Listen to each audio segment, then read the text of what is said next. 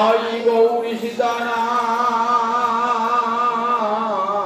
प्रेमानंदे একবার হরি হরি বলো নিতাই গৌরি সীতানাথ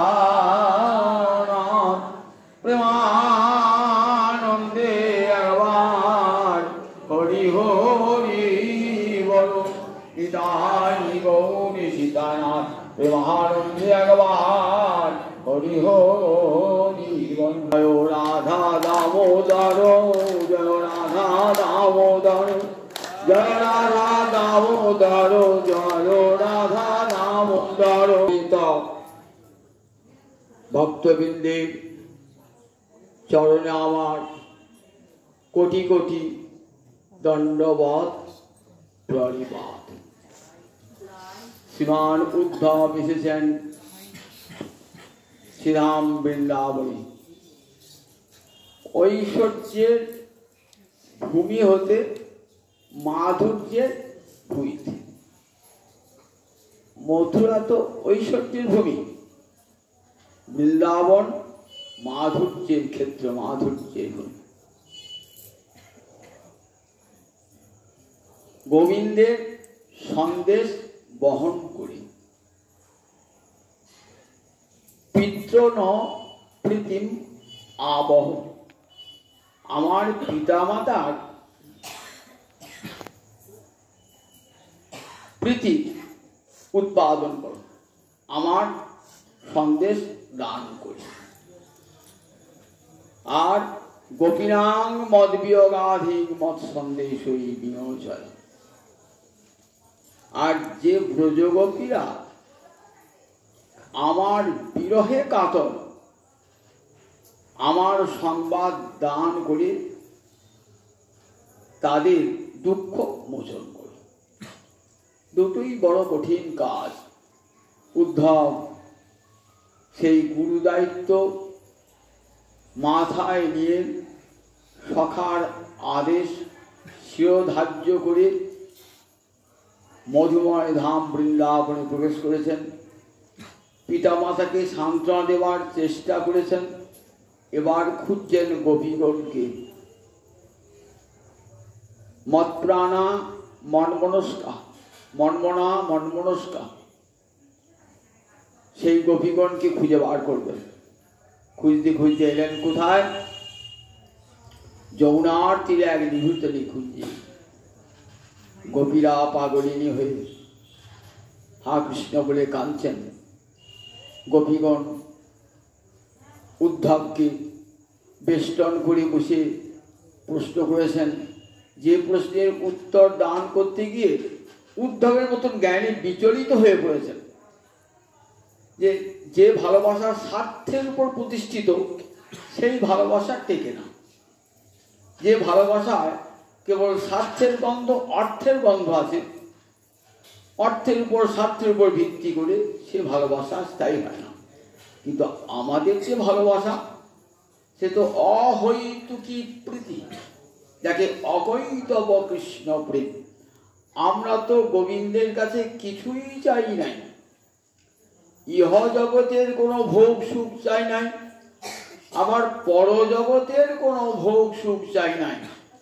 মুক্তি ভুক্তি কিছুই তো ভগবানের কাছে চাই নাই। শুধু কেবল তাকে ভালোবাসতে চেয়েছিলাম। সেই ভালোবাসার সম্পর্ক কেমন করে ছিন্ন হলো? উদ্ধব, তুমি উত্তর দাও। উদ্ধব এমন প্রেমের ভাষা জগতে আর কারু কাছে শোনেন নাই।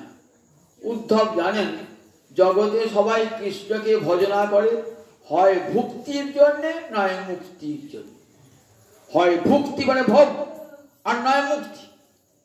হয় ভুক্তির জন্যে নয় মুক্তির জন্যে। কিন্তু এই অকৈতব কৃষ্ণ প্রীতির কথা প্রথম শুনছেন আজ গোপীদের কাছে। উদ্ধব তো জ্ঞানালোকের সাধক, আজ এসেছেন কাদের কাছে? যাদের প্রেমের পুত্তলিকা, প্রেম মূর্তি ধারণ করে বৃন্দাবনে গোপী রূপে আবির্ভূতা।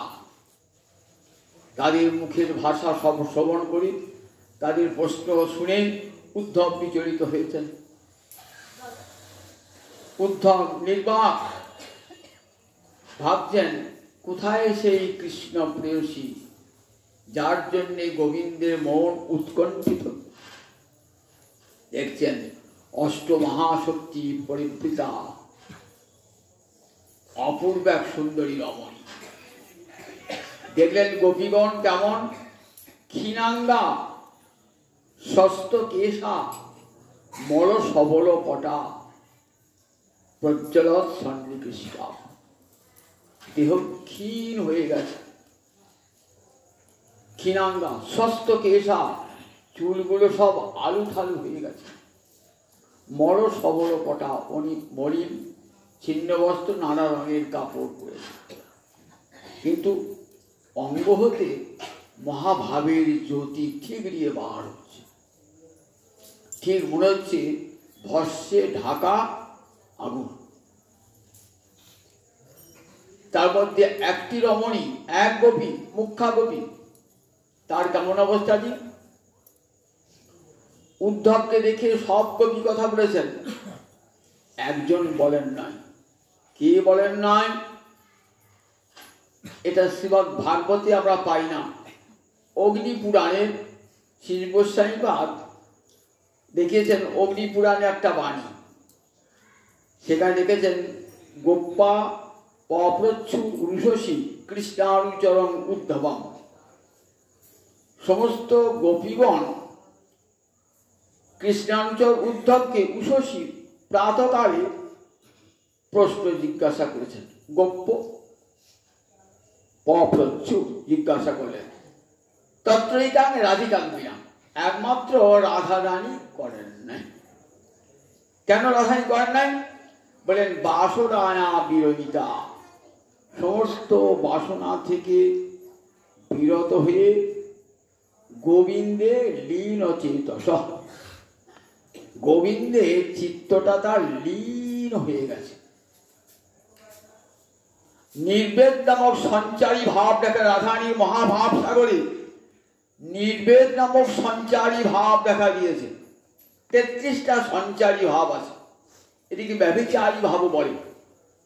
ব্যভিচারী ভাব মানে বিশেষেণ আভিমুখ্যেন চরন্তি স্থায়ীনং প্রতি, স্থায়ী ভাবের দিকে যে ভাবগুলো যায় তাকে বলে সঞ্চারী ভাব বা ব্যভিচারী ভাব।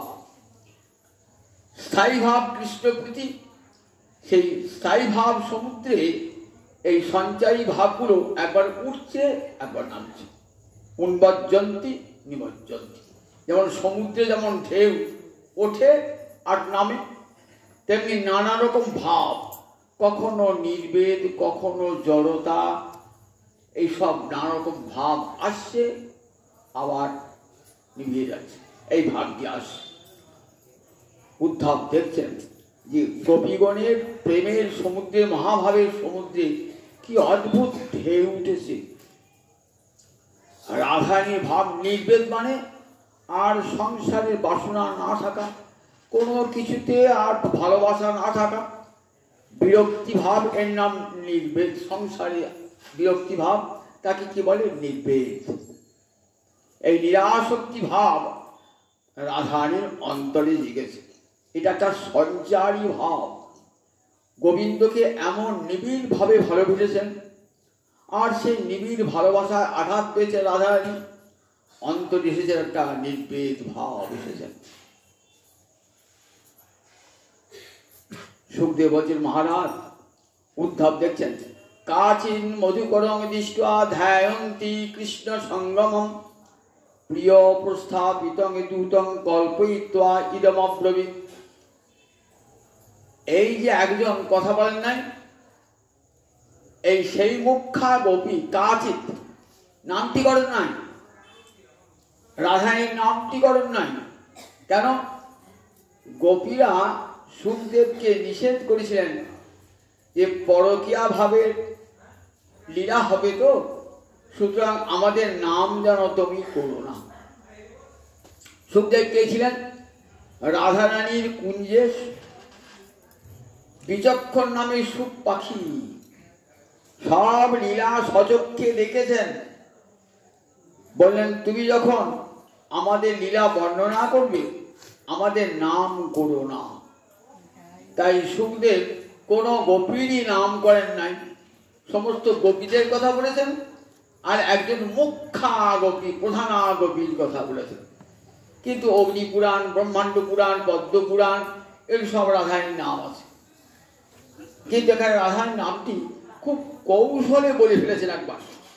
রাসের দিনে আমরা দেখি যখন গোবিন্দ রাসমণ্ডল ত্যাগ করে চলে গেছেন না, তখন গোবিন্দের চরণ চিহ্ন দেখতে যাচ্ছেন অন্যান্য, কোথায় গেল গোবিন্দ, কোথায় গেল গোবিন্দ দেখছেন, পাশেই আর একটা রমণী পদচিহ্ন।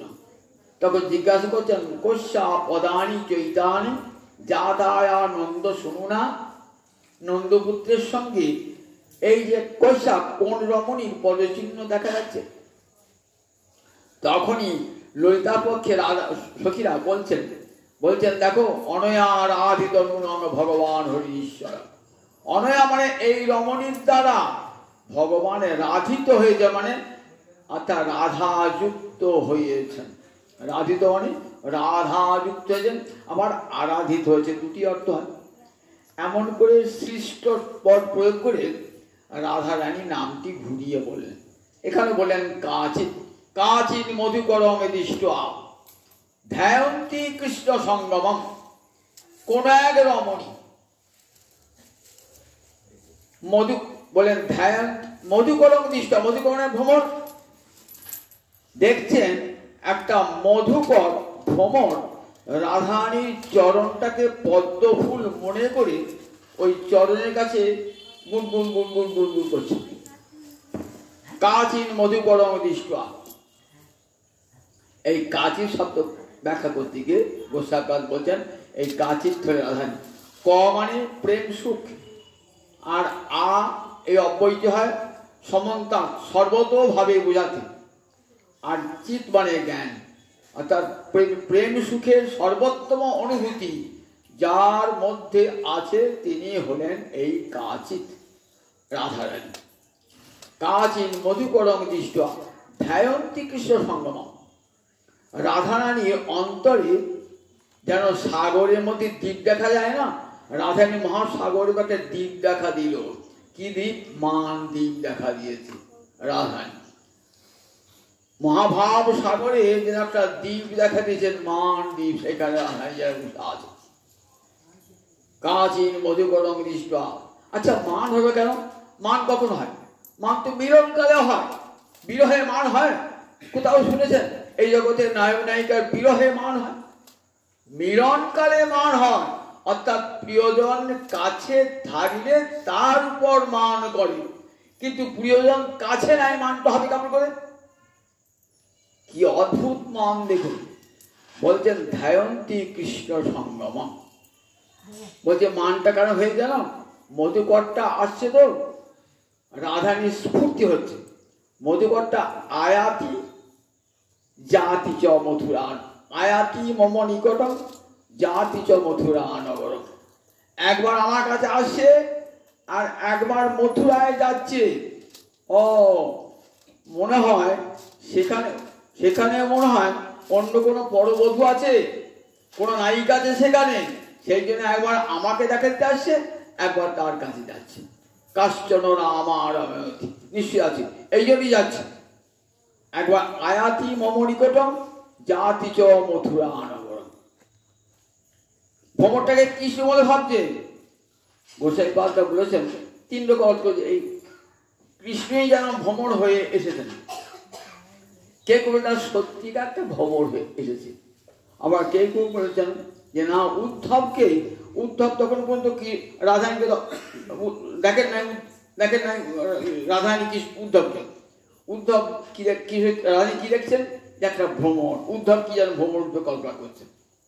ধ্যায়ন্তী কৃষ্ণ ভাবছেন মথুরা নগরীতে অনেক কৃষ্ণের প্রেমিকা আছে, সেখানে কৃষ্ণ যাচ্ছে, তাদের মনটা তুষ্ট করে একবার আমার মনটা তুষ্ট করতে আসছে।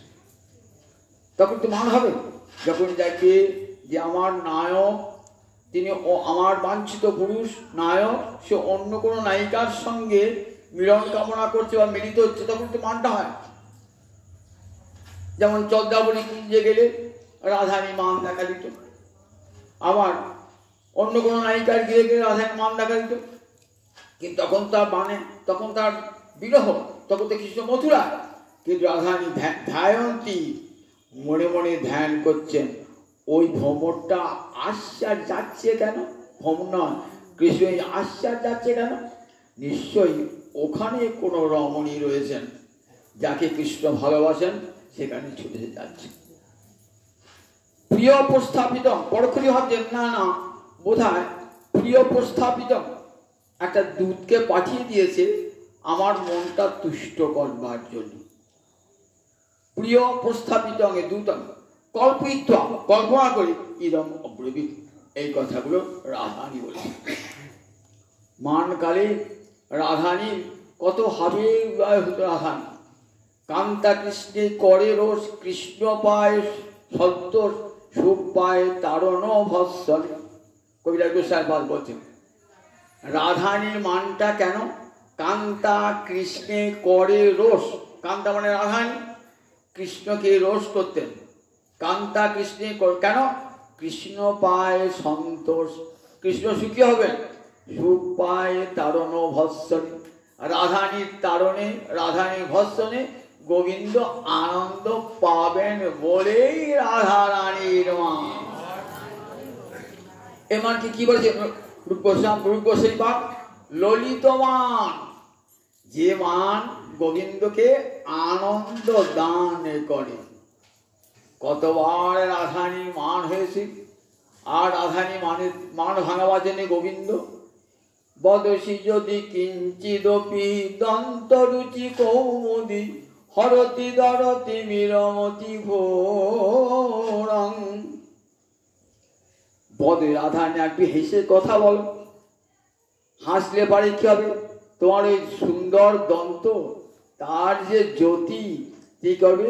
আমার হরতি দরতি বিরমতি ঘোরং, আমার হৃদয়ে তোমার বিরহে যে অন্ধকার নেমে এসেছে, সে অন্ধকার দূর করবে।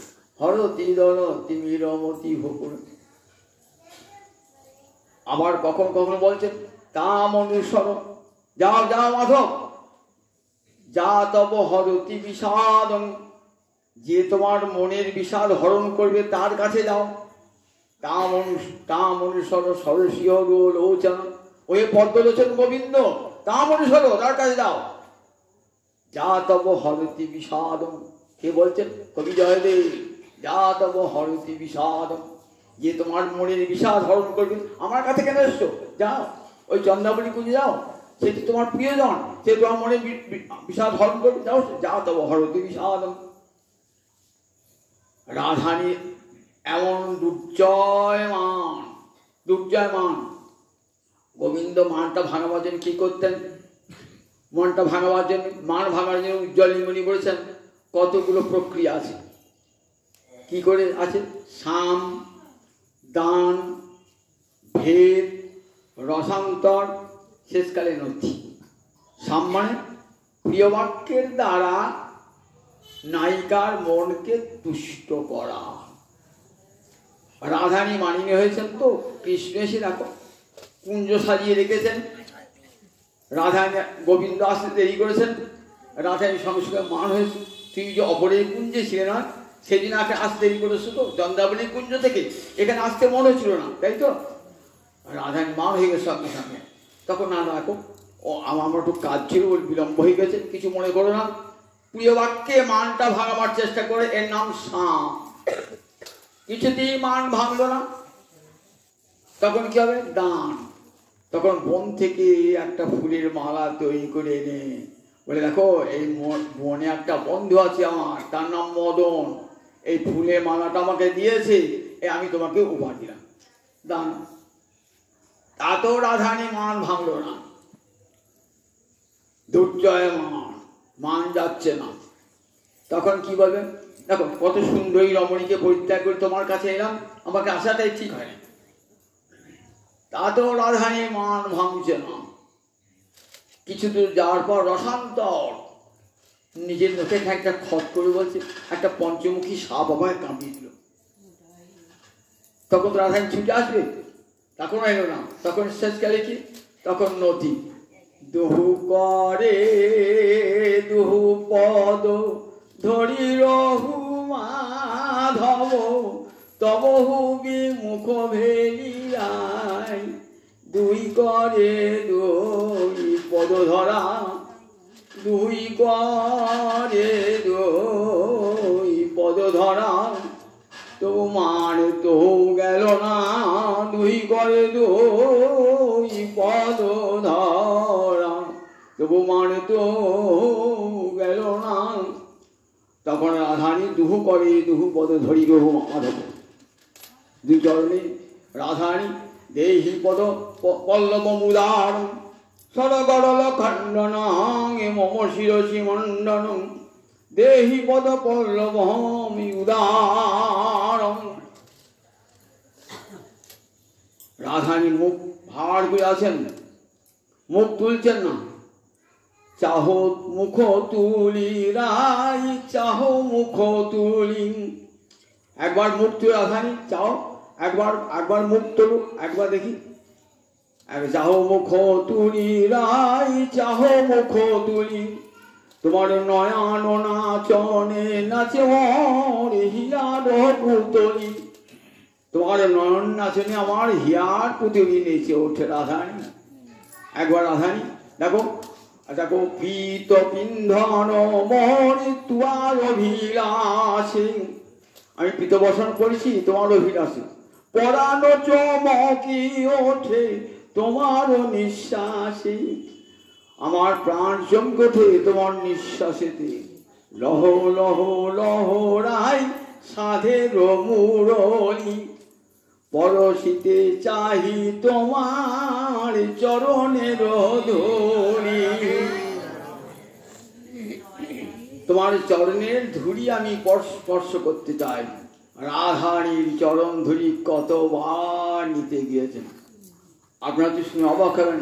গোবিন্দ রাধারানীর চরণে ধুলি, ভাগবতে কথা আছে, ভগবান বলছেন দেখো আমি ভক্তের চরণ ধুলি অঙ্গে মাখি, কেন জানো?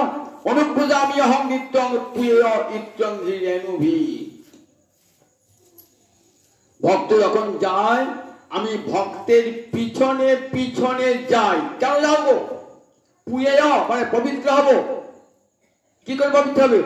অঙ্ঘ্রি রেণুভি, অঙ্ঘ্রি মানে চরণ, রেণু মানে ধুলি, চরণের ধুলির দ্বারা আমি পবিত্র হব বলে ভক্তের পিছনে পিছনে যাই।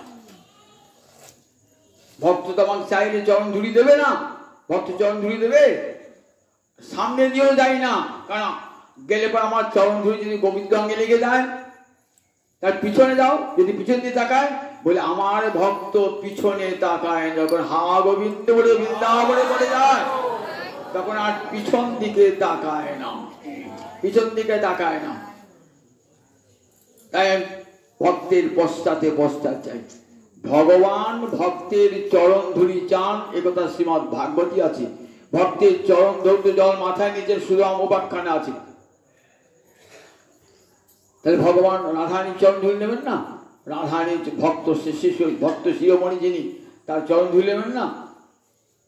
তাই লহ লহ লহ রাই সাধের মুরলি পরশিতে চাহি তোমার চরণের ধুলি, তোমার চরণের ধুলি আমি স্পর্শ করতে চাই।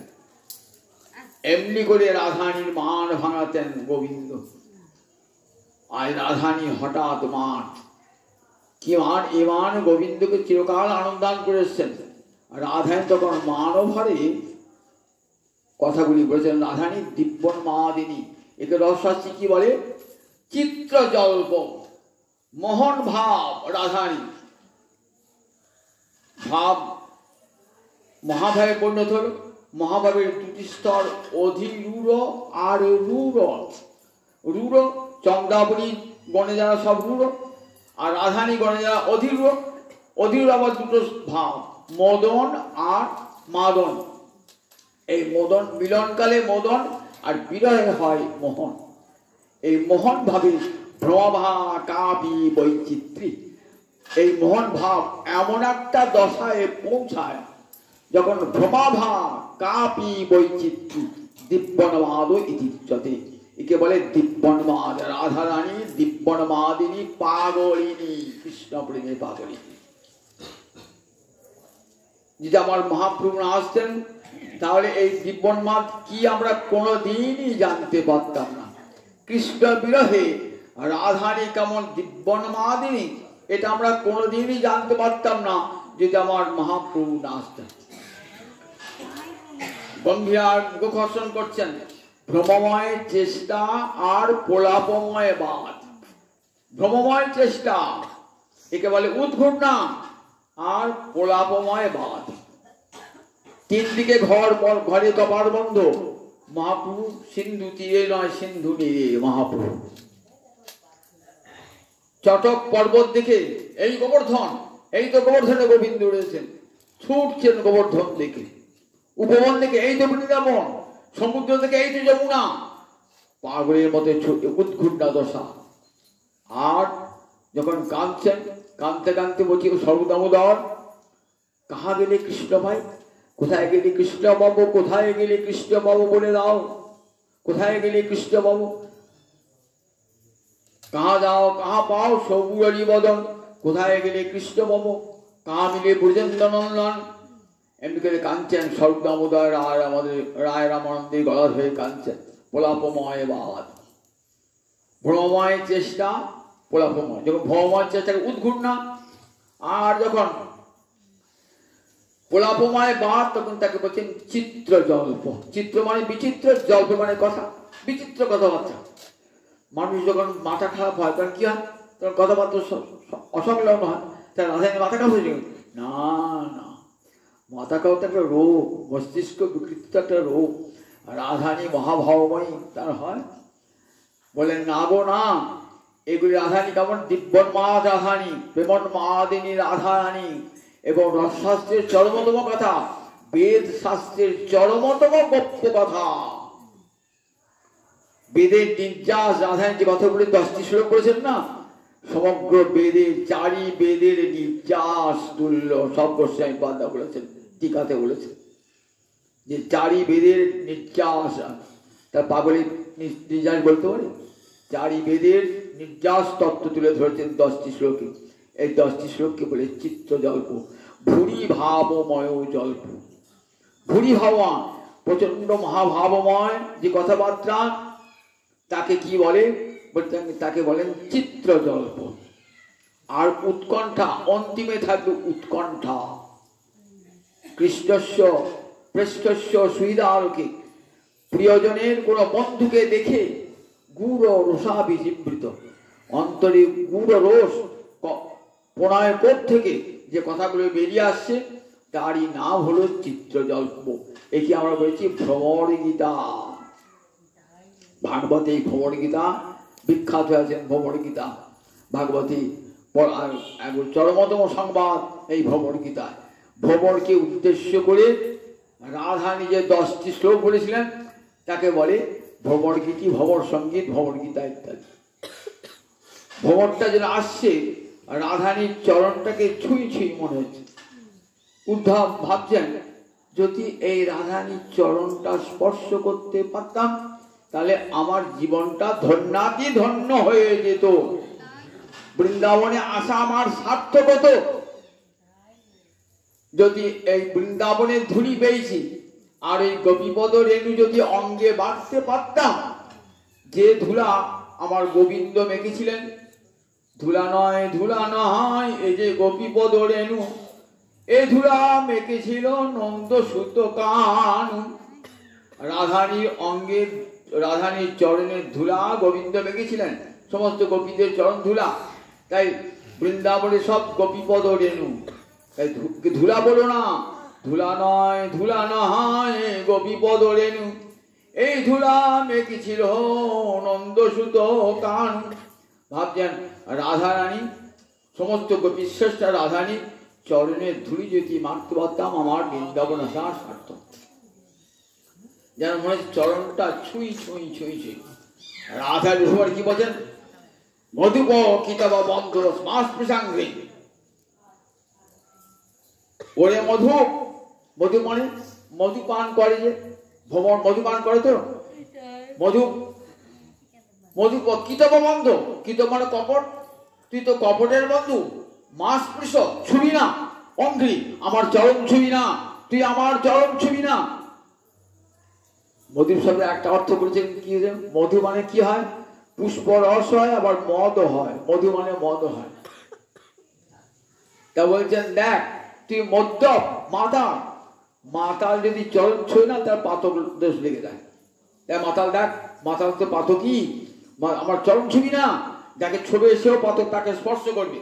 মধুপ কিতাব বন্ধ, তুই কপটের বন্ধু, তুই কপটের বন্ধু। কৃষ্ণ কপট বলে, হ্যাঁ কৃষ্ণ কপট নয়, আমাদের কত বঞ্চনা করেছে দেখ, আমরা তো তার কাছে কিছুই চাই নাই, শুধু ভালোবাসতে চেয়েছিলাম।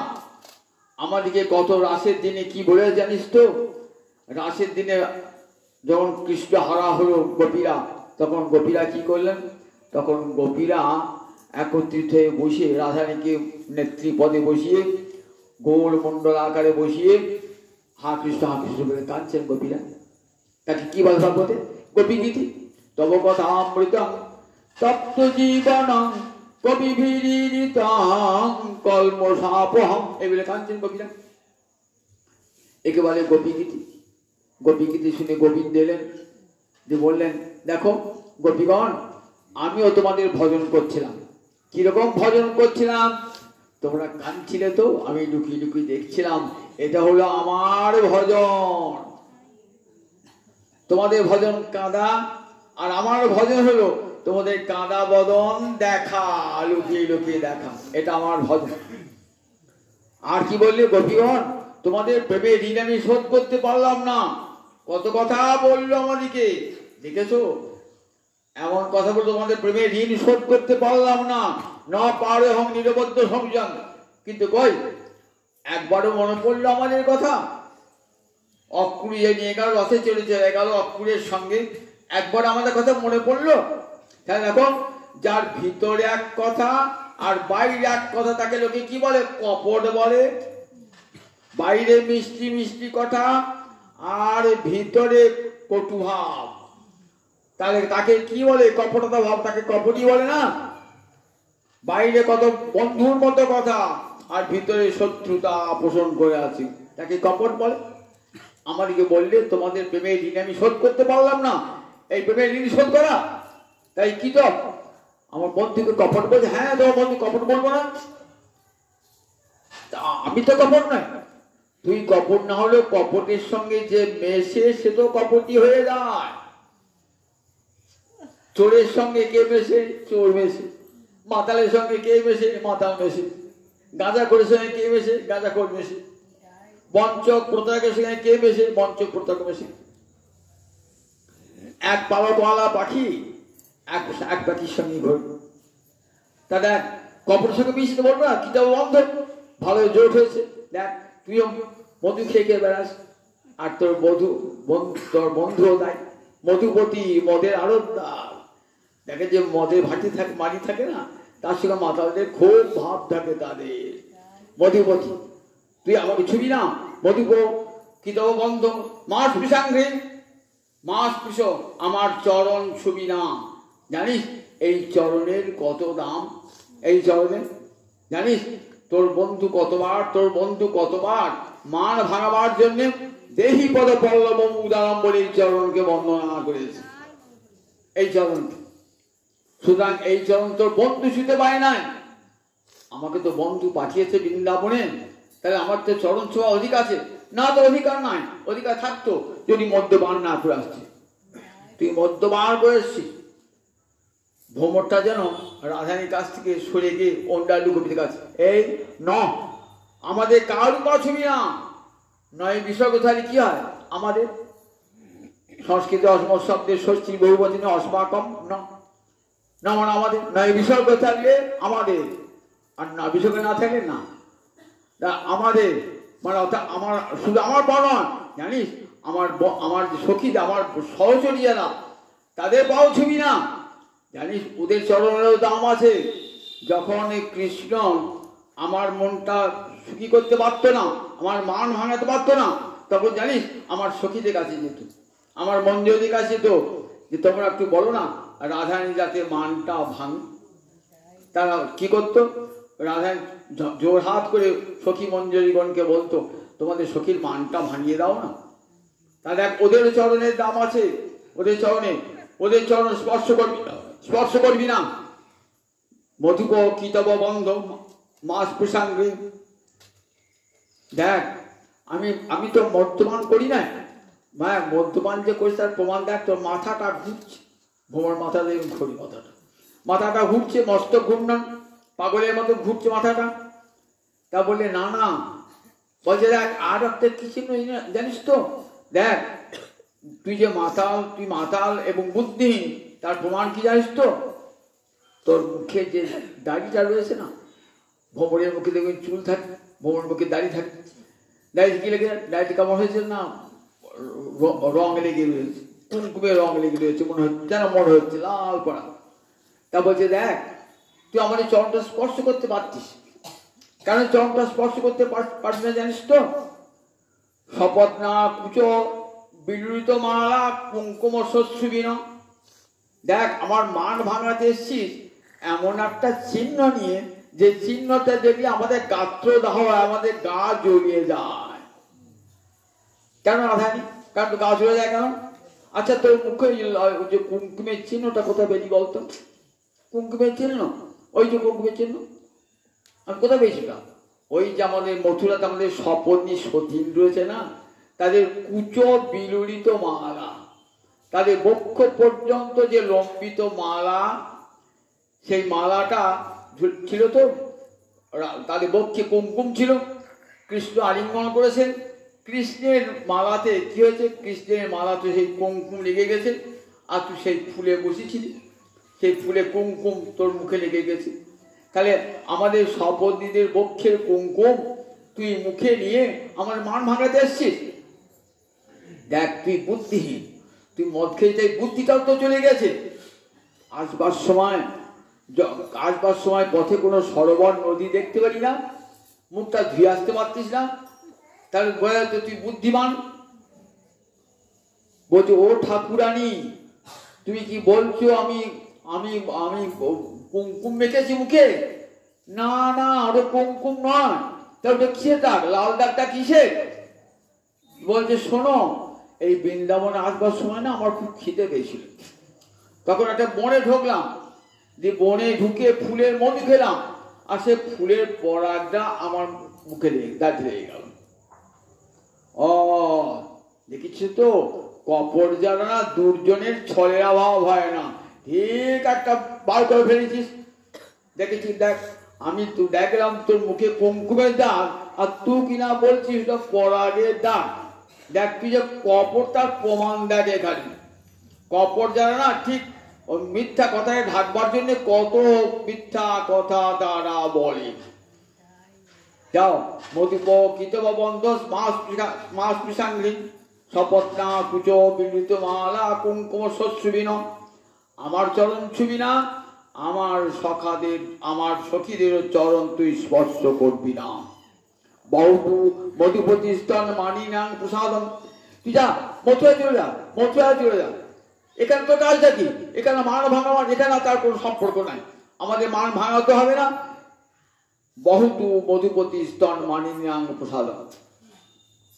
তুই যা, মধুপতি মানে যদুবংশের একটা অংশ মধু, তাই কৃষকে বলছেন মধুপতি স্তন মানিনাং। কারণ যদুবংশটা অনেকগুলো বংশ নিয়ে যদুবংশ হয়েছে, ভোজ বংশ, বৃষ্ণি বংশ, অন্ধ বংশ, মধু বংশ, সব নিয়ে আমরা বলি যদুবংশ। 36 কোটি যদুবংশ আমরা বলি, তার মধ্যে মধু একটা বংশ। সেটি কৃষ্ণকে মাধব বলা হয়, মধু বংশ যাতে বলে কৃষ্ণকে মাধব বলা হয়। ওই নাম হয়েছে মধুনগরী।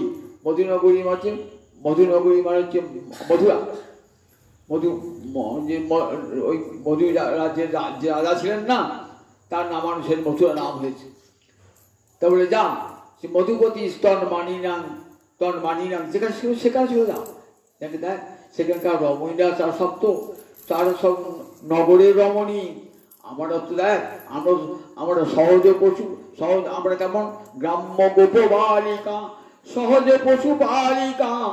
আমরা গ্রামের গোয়ালিনী তো, আমরা কি গরু জড়াই, গোপ আমরা গরুকে লালন পালন করি। সবহু আর মধুনগরী যোষিতা, সবহু রস পণ্ডিতা। দেখো, তারা মধুনগরী যোষিতা, সবহু রস পণ্ডিতা। তারা তো নগরের নারী, মথুরা নগরীর নারী। তারা প্রেমের ছলা করা অনেক বেশি আমার যেতে অভিজ্ঞ। তারা বাঁধ হলো সুরত রতি দানে। তারা কৃষ্ণের মনটাকে এমন করে বেঁধেছে না, এমন ভালোবাসা দিয়ে না। আর আমরা তো গ্রাম্য নারী, গ্রামের গোয়ালিনী, আমাদের প্রেমিকার গোবিন্দ ভুলে থাকবে? নগরের সুন্দরী সুশিক্ষিতা রমণীদের প্রেমটাকে বেঁধে রেখে দিয়েছে। বাঁধ হলো সুরত রতি দান।